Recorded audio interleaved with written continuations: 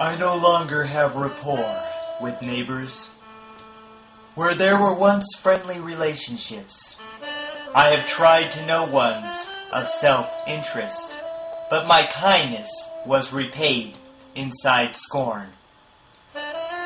If any neighbor died by a murder, the neighbors would not be inconvenienced. The house works without input from neighbors, evolving a neighborless lifestyle. The psychological implications of hyper-individualism are the iPods can replace the friendships that once was filled by loving our neighbor.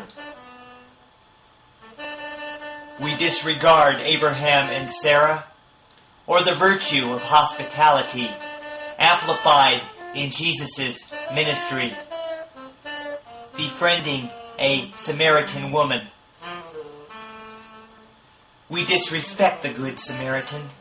Instead, we distrust and dehumanize, not sharing declarations of beliefs to those who live close or even next door.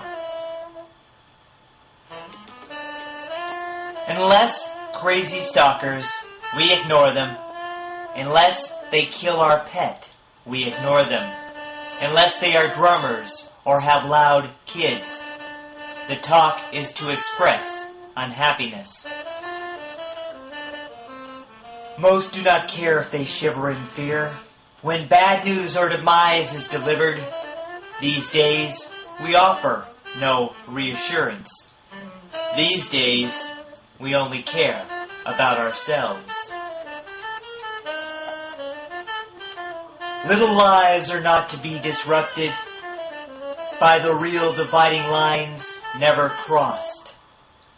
I have seen my neighbors saunter on by, but I do not say a word to reach them. I give my neighbors nothing but silence, as they give to me that numbing feeling, covering like radioactive core, creating more fissile material. A neighbor's smiling face has left my world to disappear into masses of gas. Millions of astronomical objects explode from my thermonuclear soul. No one has the time for a reaction, lacking neighborhood Christian innocence. We, visible losses with our hands, grieve in our own lives, lacking block parties. I have stopped running into my neighbors, who are objects not to be remembered. A gaseous mass in space, with mourning for deplorable acts radiating. We perpetuate horror on neighbors by refusing to take notice of them, ensuring our neighbors will not unite.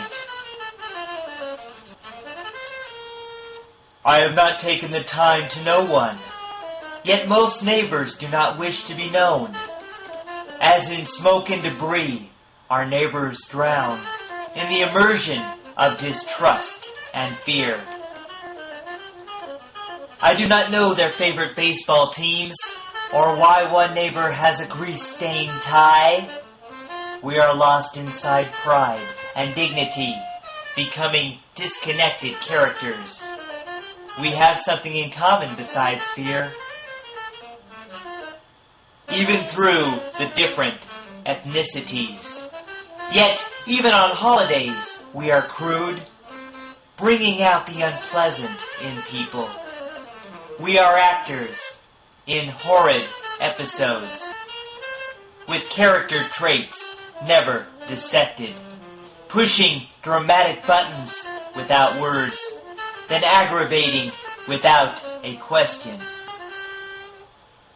Sometimes I wish they were like my parents, by asking, "When are you getting married? What do you intend to do with your life?" at least a connection lost in small talk. I want to offer them extra turkey. Loving neighbors should be patriotic. My grandfather has talked about those days, inviting the neighbors for Thanksgiving. We are the generation gap of us. I have cringed through these obtuse traditions. Secretly, I want to protest against secrets not revealed and hearts never bore. I would like to simmer the melting pot outside of my self-defined harmony, no longer responding to phobias, no longer loading over indulgence.